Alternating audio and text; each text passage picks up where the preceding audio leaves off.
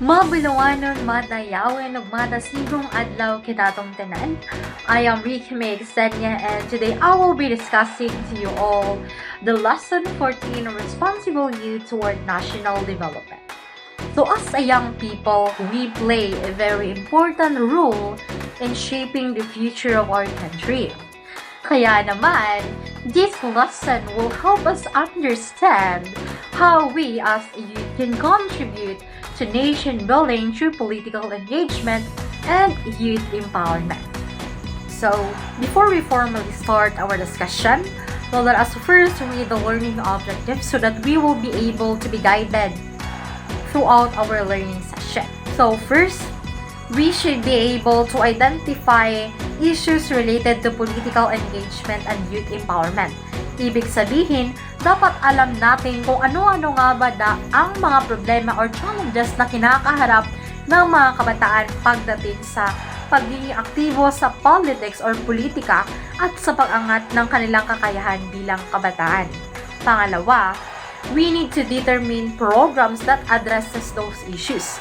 Marami na mga existing programs kagaya na lamang ng SK or Sangguniang Kabataan or Youth for Peace Philippines na tumutulong para mas maging aktibo or involved ang mga kabataan sa lipunan. So dito, tinitingnan natin kung paano nakakatulong ang mga ganitong programa para mas maging empowered at responsible citizens po tayo.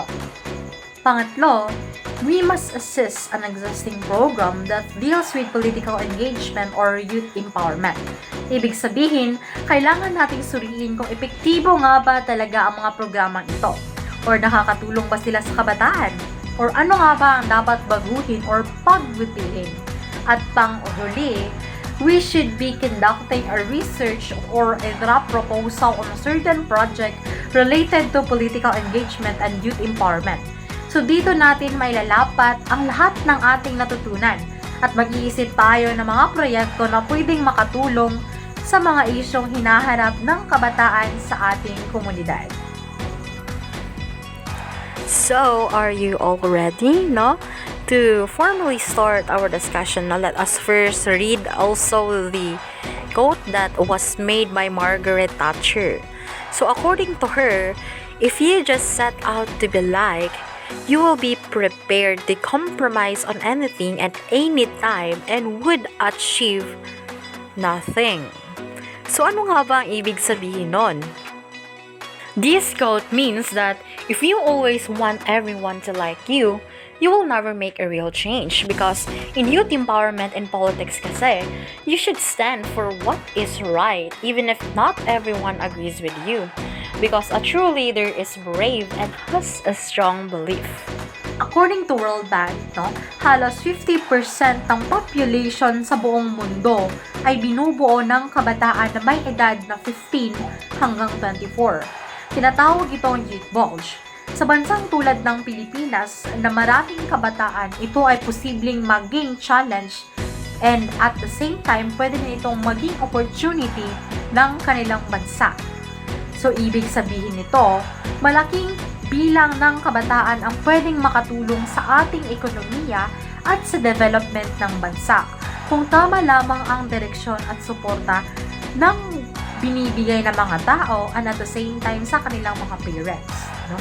Pero kung papabayaan natin sila, maaaring maging problema rin ito.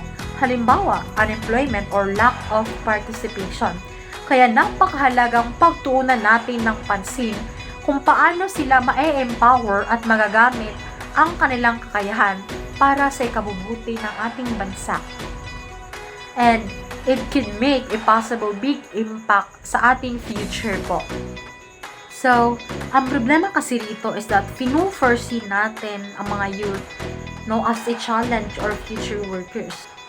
Which means, parang hinihintay muna natin sila na lumaki bago maging useful, So, instead of that, we need to change our mindset na dapat natin ma-realize na may mga assets sila gaya ng mga iba't ibang kakayahan na pwede maging useful in the future. Sa madaling salita, hindi lang dapat natin tingnan ang mga kabataan bilang hope for the future, Kasi may mga kakayahan tayong magbigay ng ideya, tumulong sa mga proyekto, or maging bahagi ng solusyon ngayon pa lamang. Kapag ang mga kabataan kasi ay binibigyan ng mga chance na makilahok sa mga important activities, no, ito ay nagiging kakayahan, no, hindi lamang sa barangay, kundi pati na rin sa buong bansa. So according to Batnagar and Williams 1992, or youth or community participation can be recognized into 4 main aspects. First, we have information sharing. Number 2, consultation. Number 3, decision making. And number 4, initiating action. So, ang information sharing, no, this is not merely giving lecture or handling of flyers, but informing with the goal of facilitating collective and or individual action. So, hindi lamang ito basta-basta pagbibigay ng mga flyers or lecture. Instead, no, nagfo-focus ang information sharing sa pagbibigay ng mga impormasyon sa kabataan para mas maging active sila in terms of participation, no, sa mga programa na binibigay ng mga gobyerno. Ang information sharing kasi ay hindi lamang basta pagbibigay ng impormasyon gaya ng pamimigay ng mga flyers or pakikinig sa mga lectures, no? Ang layunin kasi nito ay magbahagi ng kaalaman upang hikayatin ang mga kabataan na kumilos, no? Mag-isa man or sama-sama. Halimbawa na lang, no, kapag may mga programs or mga seminars or session about climate change or mental health, hindi lamang basta dapat makinig ang mga kabataan, kundi gamitin din natin ito in real life situation, ang kanilang mga natutunan, no, kagaya na lamang ng gumawa ng mga proyekto tulad ng mga tree planting or peer support group, no, na para tumutulong or gumagabay sa mga tao. Number 2, we have here consultation. So, public or private organizations will consult with the youth on certain issues and will take their point of view in the process of decision making and advocacies of the organization. Ang consultation kasi is that pakikiusap sa mga organisasyon sa kabataan upang makuha ang kanilang opinions or pananaw bago gumawa ng mga desisyon. Ibig sabihin, pinapakinggan ang mga boses ng kabataan bilang bahagi ng proseso sa pagbabago. Let's say for example, kung magpapatupad ng mga bagong school policy tungkol sa cellphone use, dapat tanungin muna ang mga estudyante kung ano nga ba ang kanilang opinion dito bago ipatupad ang certain policy na ito. Isang halimbawa na rin dito is that kinukonsulta kami ng aming presidente na si Marjorie Masillones, no, about planning for the Teacher's Day. So yung plan niya is that magpagawa daw kami ng central board. So before niya pinatupad yon is that she consulted us first, no, para aware kami kung ano nga ba ang kanyang ginawa sa aming pera at what are the opinions of my classmates, no. So before siya nag-make ang decision, nag-consult sa niya ang mga classmates whether to decide na magpabuhat ba miana or dili. So that is consultation. Number 3, we have decision making. So the youth are not only asked for their opinions, but they are enabled to share the responsibility to decide on a certain issues that may directly or indirectly affect them. So, ang ibig sabihin nito, no, this is also connected on consultation. Ang decision making kasi is that nililet ng isang organization, no, ang mga youth na mag-decide in their own way, or kinukonsulta nila ang mga youth, no, to make a decision in a certain issues o kung ano nga ba dapat ang kanilang gagawin. So, this will help us, decision making kasi this will help us empower ourselves and be more confident, no, sa pag-decide ng aming gagawin. And this one, no, nililet nila ang mga youth to share their opinions in order for them to have their own voices. And that is decision making. Number 4, we have here initiating action. So the youth themselves take the initiative. In such cases, other organizations must provide support for the youth, but only as guides and do not take over the youth groups. So, initiating action. So, from the word initiating action, no? Initiate. So, nagkukusang loob ang mga kabataan sa paggawa ng unang hakbang. Ibig sabihin nito, no? Ang ibang grupo gaya na lamang ng mga LGU or local government unit or non-government organization or NGOs ay gabay lamang, ano? Hindi sila dapat manguna or manghimasok sa mga youth groups. Instead, no, halimbawa na lamang na ang mga kabataan ay nag-organize ng clean-up drive. Let's say, for example, sa atong school community sa Maparat National High School. No? So, ang mga teachers at local leaders ay pwedeng tumulong, pero hindi dapat kontrolin ang mga youth. Instead, they must have the willingness, no, or pagkakusang loob sa pagkilos or paggawa ng unang hakbang. Instead of kanang makayo pa silang konsulta sa lain nga mga organization, no? However, no, there are also certain issues and concerns that must be overcome in order for the youth to participate and develop their potential, no? Kahit gustong tumulong ng mga kabataan or ang mga youth, no, may mga hadlang pa rin tulad na lamang ng mga mahinang education system gaya dito sa Pilipinas, no? Kakulangan ng mga supporting groups, and the most common po is poverty or kahirapan, and at the same time social inequality or hindi pantay-pantay na oportunidad. Dapat itong solusyonan upang mas tuluyang maipakita ang aming kakayahan, no, bilang kabataan at maipakita namin ang aming iba't ibang talento or kakayahan sa mundo.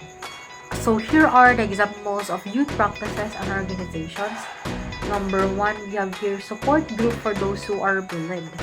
So para tulungan ang mga kabataang nakaranas ng mga pang-aapi, let's say for example, magbuo tayo ng mga circle, anti-bullying circle sa school, kung saan pwede mag-open up ang mga estudyante kung kinsa tong mga ipag-bully. Number 2, we have here support group for other youth and children with disabilities. So, ang focus nito, no, is upang maipakita ang pagiging pantay-pantay ng mga kabataan. No. We have here environmental protection such as tree planting. So, this one na focuses on environment para mas mapangalagaan ang ating kalikasan. So, this tree planting program kasi is more commonly, nagpa-participate talaga yan is mga youth.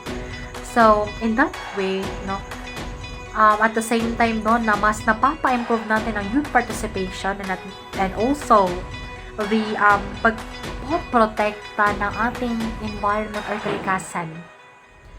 We have here the environmental protection such as tree planting, no, para mapangalagaan ang mga kalikasan. So, let's say, for example, Green Youth Movement or YesO officers, diba, use YesO organization sa ating school, no? So, nagsagawa tayo ng mga tree planting tuwing weekend, no? Upang mas maging empowered ang mga youth in participating, and at the same time, no, mas nalilinis ang ating mga kalikasan. So, that is environmental protection activities. We also have here the using mass media and technology. So, ginagamit ng mga kabataan ng social media like, let's say, for example, vlogs, no, para magbahagi ng information at labanan ang mga maling balita or pag-spread ng mga fake news, no? So, sa paggawa ng, let's say, for example, paggawa ng Facebook page tungkol sa mental health awareness or environmental campaigns. So, instead of ganing mag-scroll lang ka sa Facebook, no, you can use your social media platforms to empower a certain programs that could have a big impact on our community. And that is using mass media and technology in a good way. Again, thank you so much for listening. Once again, I am Ricky Xenia, and thank you so much. No? I hope that you learned something for today's lesson, and I hope that you will be able to apply all of this certain lessons that you have learned from me. Bye-bye!